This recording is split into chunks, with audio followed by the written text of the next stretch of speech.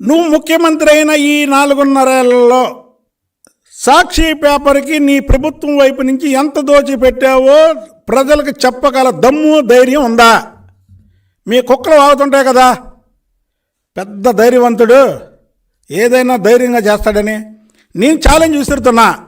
సాక్షి పేపర్కి నువ్వు ముఖ్యమంత్రి అయిన తర్వాత నువ్వు సాక్షి పేపర్కి ప్రభుత్వ డబ్బుని ఎంత తరలించావో చెప్పగలవా? ఇవాళ ప్రజలకు తెలియద్ది.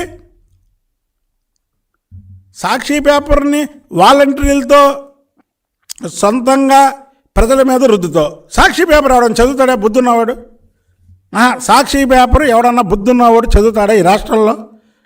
ఎందుకు నువ్వు ఈ పని చేసేది చెప్పు? ఆ సాక్షి పేపర్లో పెట్టుబడులు పెట్టిన దాంట్లో నీకు ₹1 కూడా లేదు. విద్యాదేవునికి మాత్రం ఏడాదికి 4 ట్రిప్పులుగా ఇస్తాడు, ఎందుకంటే పాపం దగ్గర డబ్బులు లేవు.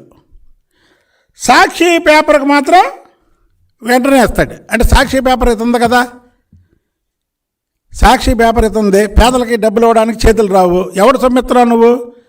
ఈ సంపద ఎవరు సృష్టించారు? ఈ సంపద 2014లో చంద్రబాబు నాయుడు గారు ముఖ్యమంత్రి అయినప్పుడు 16,000 కోట్ల రూపాయల అప్పులు ఊపిలో ఉన్నటువంటి ఈ రాష్ట్రాన్ని సంపద సృష్టించి ప్రజల గ్రహచారం బాగాక ఆయన ఓడిపోయాడు. ఎవరు? ప్రజలు బాధపడుతున్నారు. ప్రజలు మోసపోయారు. నీకు ప్రజలు మోసపోయారు. ఆయన ఇది బాగాక ఆయనకేం పర్వాలేదు, చంద్రబాబు నాయుడు గారికి ఏం పర్వాలేదు. చూశాక చంద్రబాబు నాయుడు శక్తి. నువ్వు తప్పుడు కేసులు పెట్టి నీ పత్రికల్లో నీ ఛానల్లో ఆయన గురించి తప్పుడుగా ప్రచారం చేసిన దాదాపు 70 పైగా దేశాల్లో ఆయన గురించి నిరసనలు వ్యక్తం చేశారు కదా. నువ్వు జైలుకు పోయావు, నీ గురించి ఎవడన్నా నిరసన వ్యక్తం చేశాడా? అసలు ఈ సాక్షి పేపర్ ఏంటి? దీని భాగోతం ఏంటి చెప్పండి? ఈ సాక్షి పేపర్కి ఎందుకు నువ్వు డబ్బులు తరలిస్తున్నావు? దీనికి చెప్పు. నువ్వు అన్ని రకాలుగా దోచుకోవడం కాకుండా సాక్షి పేపర్ని అడ్డం పెట్టుకొని ఇన్ని వేల కోట్లు ఎందుకు దోచుకోవడం? నీ సాక్షి పేపర్కి ఇచ్చే యాడ్స్ మిగతా పేపర్లకు ఎందుకు ఇవ్వట్లేదు? నీ సాక్షి పత్రికలో ఒక్క మంత్రి గురించి నీకు వ్యతిరేకంగా రాసావా? ప్రజలకు గగ్గోలు పెడుతున్నారు. నీ మంత్రుల గురించి, నీ ఎమ్మెల్యేల గురించి, నీ సర్పంచుల గురించి, నీ జడ్పీటీసీల గురించి, నీ ఎంపీటీసీల గురించి నువ్వు ఎందుకు రాయవు? అందులో నీ పేపర్లో ఎందుకు రాయట్లేదు? రాయాలి కదా.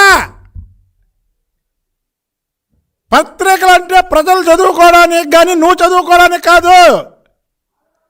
సాక్షి పేపరు ప్రజలు చదువుకునే విధంగా ఉందా?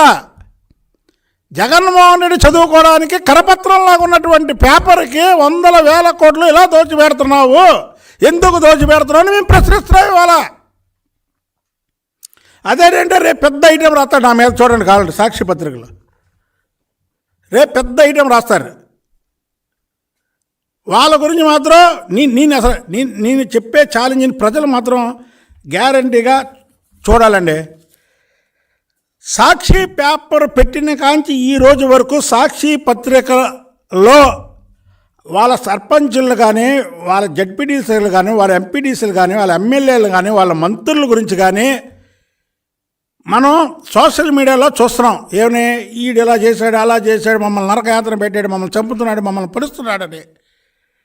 సాక్షి పేపర్ పెట్టిన కాంచి ఈ రోజు వరకు నువ్వు ఒక్క పేపర్లో కానీ ఇగో మా నాయకుడి గురించి రాసేమని చెప్పగల దమ్ము ఈ పిచ్చుకొక కొడాలని గాడు ఏదో వాగుతాడు 420 గాడు, నువ్వు చూపించగలవా? ఎరా కొడాలని, నువ్వు 420 గాడివి. సాక్షి పేపర్ కూడా 420గా. నువ్వు చూపించి ఇదిగో మా పత్రిక మీ నిజాయితీ పరులో ఈ నిజాయితీలో రాసామని చెప్పండి.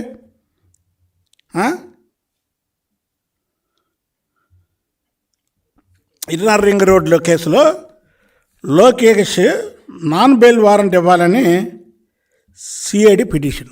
వీళ్ళకి ఇంక పని లేదుగా.